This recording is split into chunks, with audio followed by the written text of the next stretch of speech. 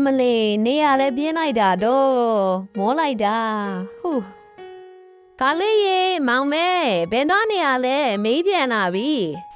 ဟုတ်တတရှိပါတယ်မမေကြီးဘယ်မှမသွားဘူးတတလာပြီးနော်မမေခဏလေးစောင့်နော်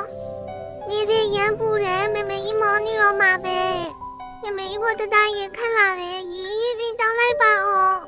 အမလေးအမေသားလေးကမွေးရကျိုးနှက်လိုက်တာတော့တောက်လို့ကောင်းလားမမေကောင်းတာဗောသားလေးရဲ့ကဲအမေမောလို့ခဏနေလိုက်အောင်မေနော်သားလေးဘယ်မှမသွားနဲ့မမေနားမနေနော်ကြားလားဟုတ်ကဲ့ပါမမေမမေရဲ့အိတ်ဒါကြနေပြီကုတီလည်းမထားသေးဘူးနေမကောင်းလားမသိဘူးဟာဟုတ်တယ်ကြည်စမ်းမမေကြီးကိုလေးပူနေလာပဲအဘာလုံးရင်ကောင်းမလဲတတဖျားလုံးကမမေကြီးကဒီလိုမျိုးလုပ်ပေးတာတတလည်းအခုအဝေးကလေးကိုရင်နဲ့ချိန်ပြီးမမေကြီးနောက်ဖို့ကပ်ပေးမယ်နော်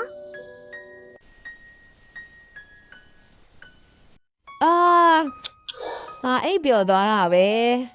ဟဲသားလေးဘာလို့ဒီမှာအိပ်နေရလဲမမေရိုးရေဘက်ကရင်တတကြီးပြောသွားတာ